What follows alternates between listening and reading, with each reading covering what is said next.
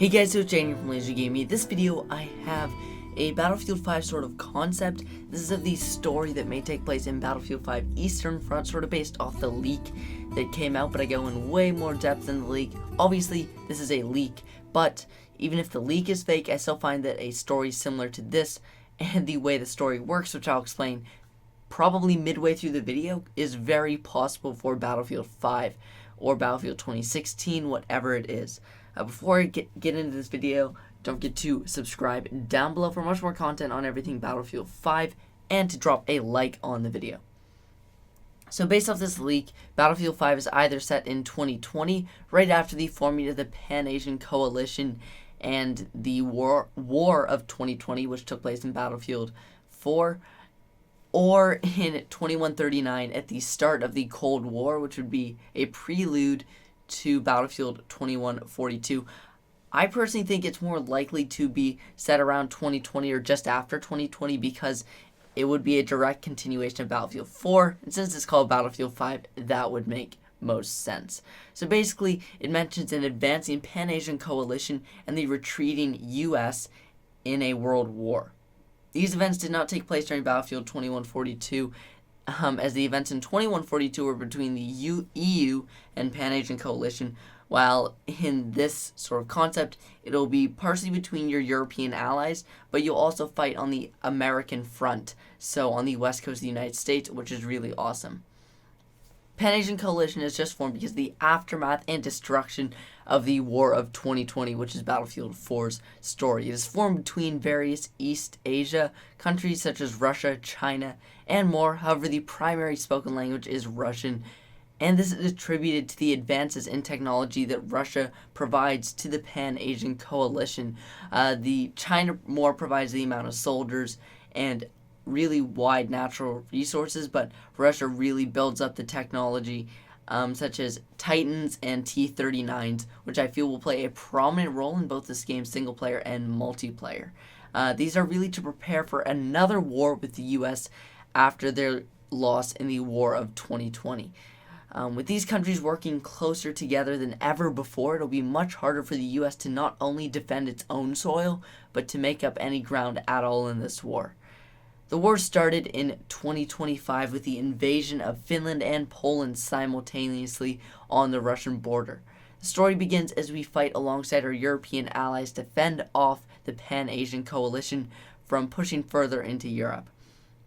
You were sent on multiple stealth ops missions into Russia to gather intel and to take out significant Pan-Asian Coalition figures. You're behind enemy lines, and after a few successful spec ops missions where you obviously get to try some of the new technology, weapons, get acclimated with the game because it is your first few missions, something goes completely wrong. Everyone in your squad is taken out and you are left alone atop a mountain. Keep in mind that those stealth missions at the beginning would take up a significant portion of the story, and you would be working towards various goals such as gathering different pieces of intel in order to figure out what Russia and the Pan-Asian Coalition is planning, because at the time of this, while this is happening, you don't know that they're planning to invade the U.S., and that will lead into more decisions that the government will make later in the story. But something does go completely wrong. Everyone in your squad is taken out while you're providing intel while being a sniper for your squad about 500 meters back while they advanced up. The communication is compromised because the enemies now have the radios. You are left alone, stranded next to a Russian/Pan-Asian Coalition military base. You're forced to infiltrate the base and communicate to your allies that you need an escort out of there, because no matter what, there's no way making it back to the European front lines, because Russia's already pushed so far up into Europe that you're really in the middle of the Pan-Asian Coalition's land, and you really need a stealth chopper to come in and escort you out.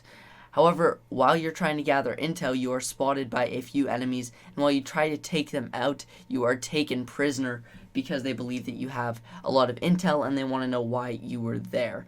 After significant interrogation, you are punched, knocked out, and the base game story ends here. Now, this is sort of a concept that I have, and this is based off the leak, but I feel like this could be a really cool idea to keep people coming back to the game throughout the year.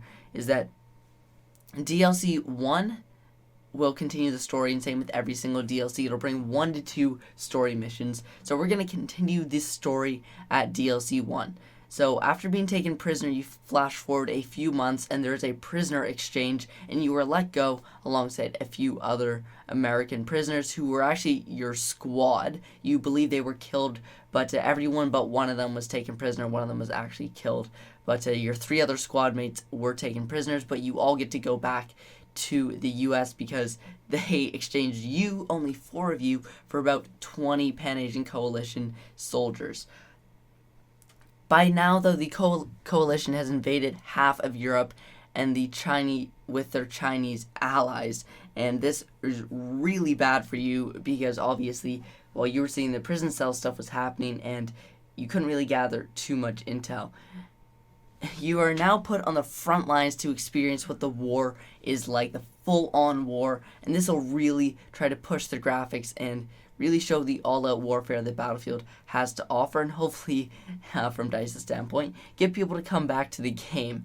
Now you'll be able to play with the Titans. Finally, you'll be able to sort of fly a prototype, worst version of a Titan that the European allies have.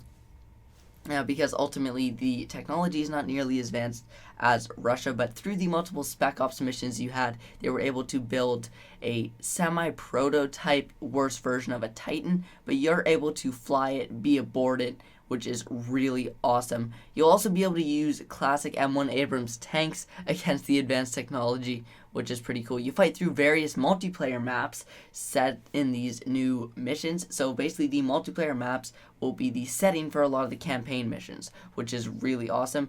Yet none of these missions are successful. You lose all of them and you continue to get pushed back into Europe.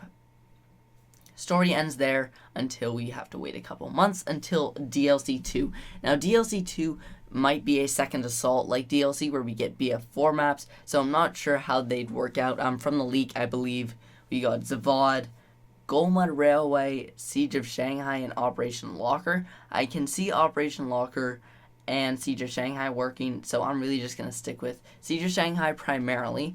So it is possible that we see a mission in Shanghai where the U.S. tries to make a push onto mainland China because of its weakened defense due to war on the Pan-Asian Coalition's Western Front. This is after you got a leave of absence for a couple months.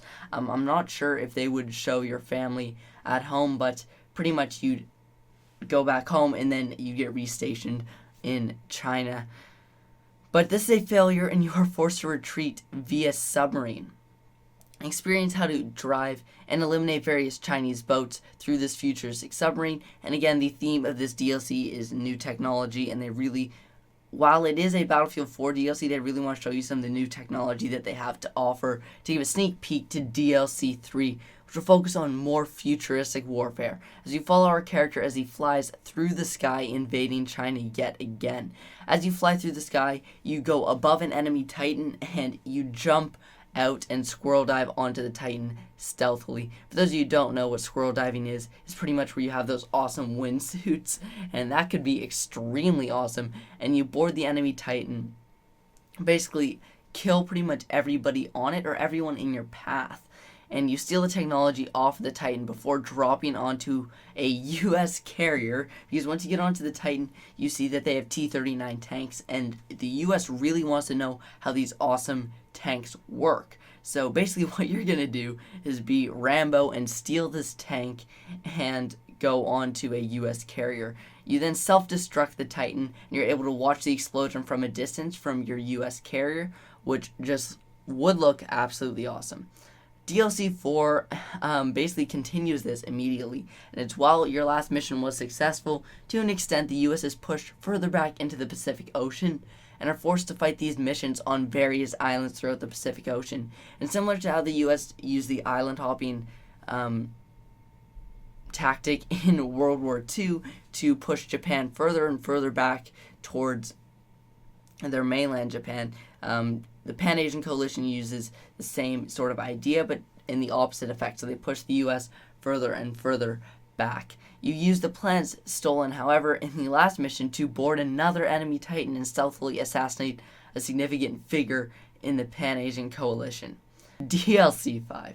This is it. The war has made it to the US, with Europe being almost completely defeated, excluding Britain, who is still fending off the Pan-Asian Coalition. You fight on the west coast of the United States and defend iconic cities from being attacked, such as Portland, Oregon, San Francisco, and some more and Los Angeles.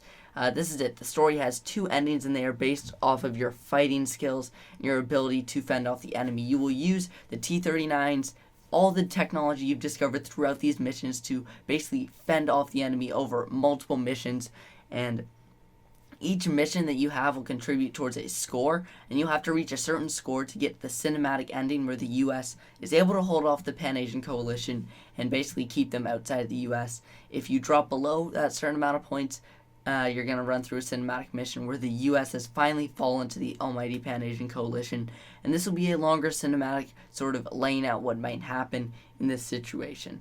But again, I do hope you guys did enjoy this video. It took me a while to think of all of this. Again, it's all speculation, but I've been running out of Battlefield Hardline video ideas, so I thought I'd just throw this together because of the new leaks we have. If you guys hear of any leaks, don't forget to tell me down below in the comments. Tweet at me, maybe.